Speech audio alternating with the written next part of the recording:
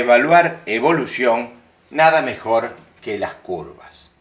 Las curvas que se han puesto de moda constituyen un gráfico de coordenadas cartesianas.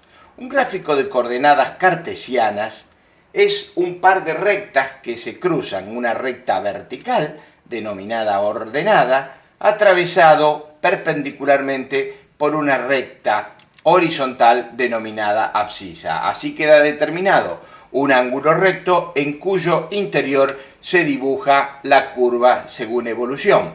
Por ejemplo, para mirar ahora la evolución de la epidemia en nuestra región, vamos a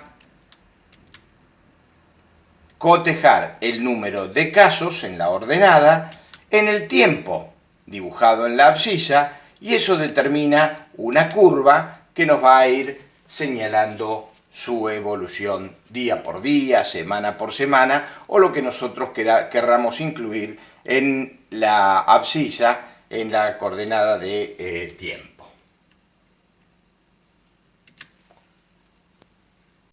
Finalmente les propongo hacer un análisis comparativo entre dos países comparables, Argentina y Brasil, dado que en ambos el inicio de la pandemia fue simultáneo y las condiciones climáticas de las ciudades más afectadas eran, al menos al comienzo de la pandemia, similares.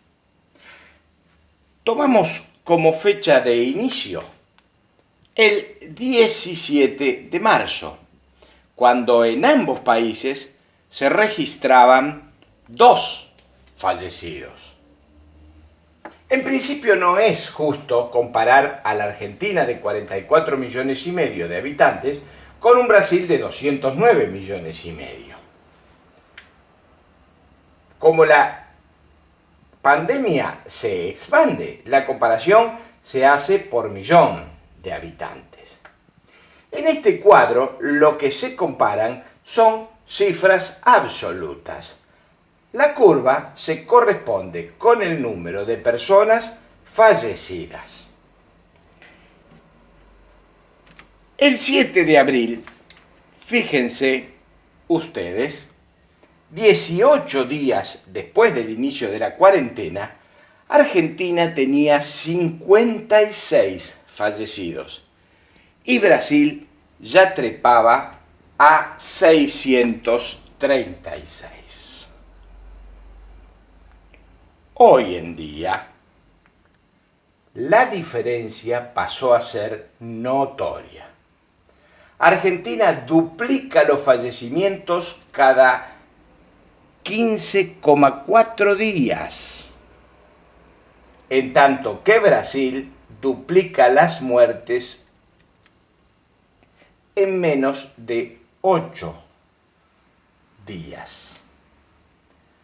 Por supuesto que hay que empezar a hacer jugar la diferencia en la población de los dos países. 209 millones y medio de habitantes en Brasil frente a 44 y medio de Argentina. Justamente para eso se hizo el cálculo de fallecidos por millón de habitantes. Argentina tiene 4,7 fallecidos por millón de habitantes, mientras que Brasil tiene 28 muertes por millón de habitantes, prácticamente 5 veces más. De manera que, teniendo en cuenta estos factores, que la pandemia no respeta fórmulas matemáticas porque está en desarrollo y provoca situaciones distintas en distintos lugares, aún así la curva de Brasil asusta. A este ritmo, si no hacen cambios en el país vecino, el 19 de mayo tendrán 28.500 fallecidos, una cifra inadmisible. El dato de Argentina obviamente es doloroso, pero infinitamente más manejable. El 19 de mayo, 532 sería el número total estimado de fallecidos por coronavirus.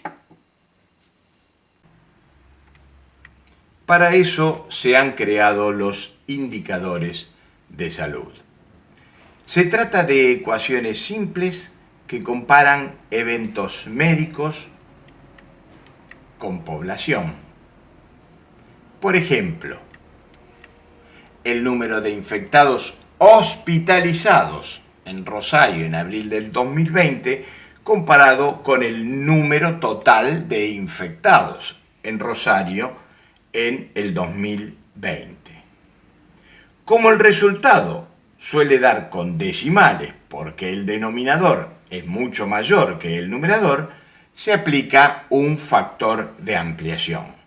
Cuando ese factor de ampliación es 100, se trata de un porcentaje. Desde el comienzo de la pandemia, los indicadores de salud se han puesto de moda. Veamos ejemplos. Una razón es una ecuación que compara dos hechos que no se contienen. El número de infectados hombres contra el número de infectadas mujeres. Recordemos siempre que todo indicador de salud debe expresar siempre lugar y tiempo que debe estar expresado a ambas partes de la fracción. Otro indicador posible es la proporción. La proporción es una ecuación cuyo numerador es una parte del denominador.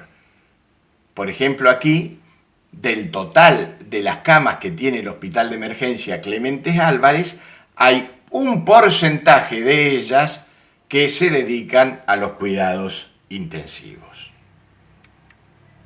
Siempre recordemos que hay que aplicar un factor de ampliación porque si no el número nos daría con varios ceros detrás de los decimales, que es algo que nos impide comprender mejor el evento bajo estudio. Las tasas son el indicador de salud por excelencia, porque se asume que su resultado infiere riesgo. La construcción de la tasa es similar a la de la proporción, solo que el denominador implica población total expuesta y el numerador el evento bajo estudio.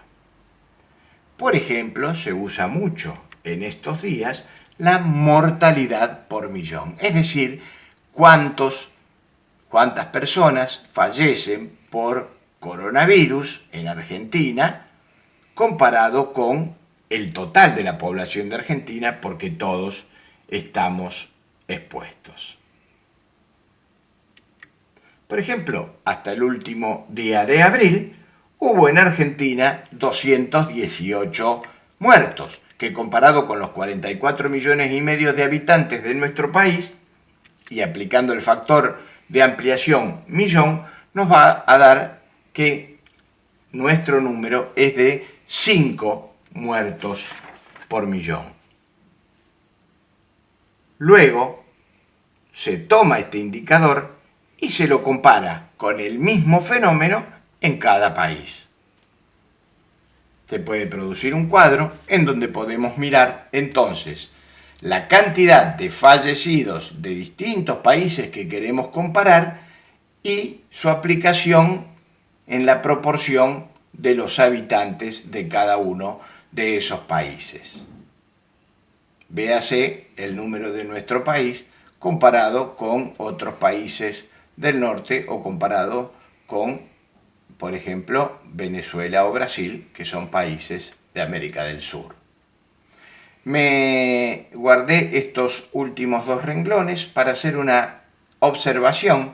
Islandia es un país que está atravesando la pandemia en tiempos similares a los de Europa, Francia, Italia, España, con esta cantidad de fallecidos, Estados Unidos, y sin embargo las medidas oportunísimas tomadas en ese país de aislamiento social obligatorio, de cierre de fronteras y de medidas y normas de bioseguridad han logrado contener la pandemia en estos valores. Incluso la mitad de nuestro propio país, teniendo en cuenta que en nuestro país la pandemia comenzó 3 meses después.